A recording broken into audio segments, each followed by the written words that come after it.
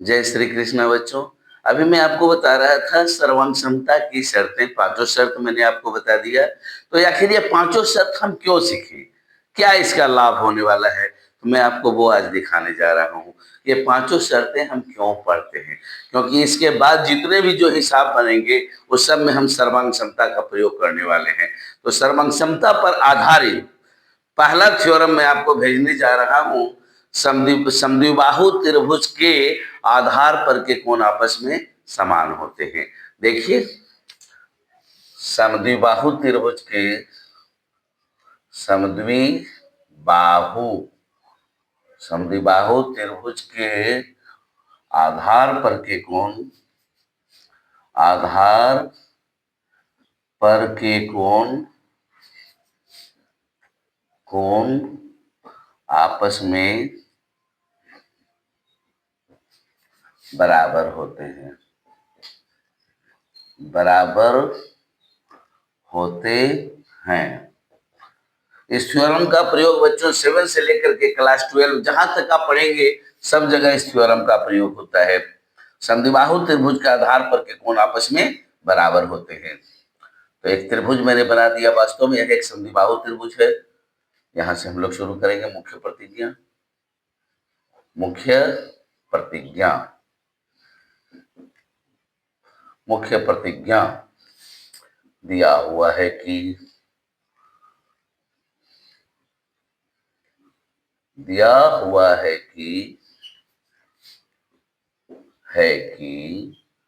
त्रिभुज एबीसी एक समद्विबाहु त्रिभुज है, जिसमें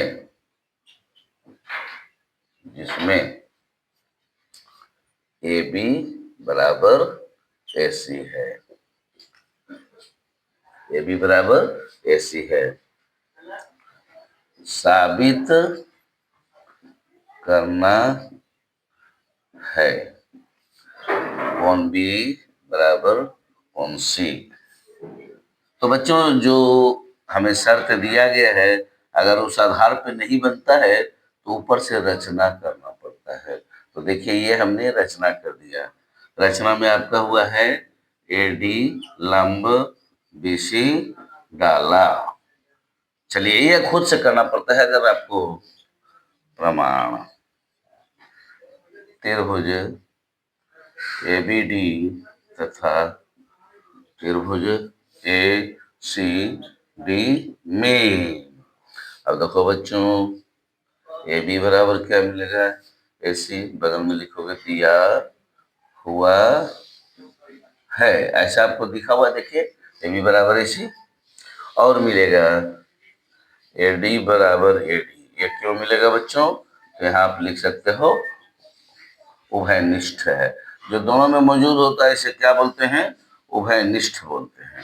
तो उभयनिष्ठ हो गया इसलिए। और मिलेगा कौन ए डी बी बराबर कौन ए डी सी। कौन ए डी बी बराबर कौन ए डी सी बराबर कितना डिग्री मिलेगा, 90 डिग्री। चूंकि ये लंब है और लंब का मतलब ही होता है 90 डिग्री, तो इधर भी 90 इधर भी 90 होगा। अब आप लोग बताएंगे कि ये राइट एंगल से एंगल है तो समकोण त्रिभुज, जिसमें एक भुजा उभयनिष्ठ हो गया, और ये दोनों कर्ण बराबर हैं, एक भुजा उभयनिष्ठ है, यानी एक भुजा बराबर है एक कर्ण बराबर है, और 90 डिग्री आपको है। तो अब यहाँ सोचें आप लोग कि आखिर कौन सी सर्वांग क्षमता की शर्तें लगेंगी। तो राइट एंगल से एंगल के लिए मैंने आपको बताया था एक ही शर्त होती है, और उस शर्त का नाम है RHS। तो देख लीजिए, तो राइट एंगल भी मिल रहा है, हाइपोटेनस भी मिल रहा है, एक साइड भी मिल रहा है, इसलिए वही शर्त हम लोग यहाँ लगाएंगे। इसलिए RHS सर्वांग क्षमता प्रतिबंध से, RHS सर्वांग क्षमता प्रतिबंध से अब क्या मिलेगा बच्चों, तो मिलेगा आपको त्रिभुज ए बी डी, सर्वांगसम त्रिभुज A D C, A C D. इसलिए कोण बी बराबर क्या मिलेगा, कोण सी, और बगल में क्या लिख दोगे, प्रूफ लिख दोगे। इस तरह से देखा कितना आसान हो गया। अगर आरएचएस हम जानते ही नहीं तो इस थ्योरम को तो हम कभी प्रूव नहीं कर पाते। इसलिए जरूरी था हमको पहले वो पांचों शर्तों को दिखना। उसका ये पहला प्रयोग है, समद्विबाहु त्रिभुज के आधार पर के कोण आपस में बराबर होते हैं। अगले वीडियो में मैं इसका कन्वर्स आपको भेजूंगा। यदि किसी त्रिभुज के दो कोण आपस में बराबर हो तो वह त्रिभुज एक समद्विबाहु त्रिभुज होगा। जस्ट इसके अगले वीडियो में आपको भेज रहा हूं।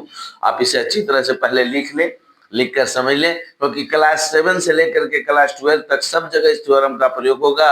समद्विबाहु त्रिभुज के आधार पर के कोण आपस में बराबर होते हैं। जय श्री कृष्ण।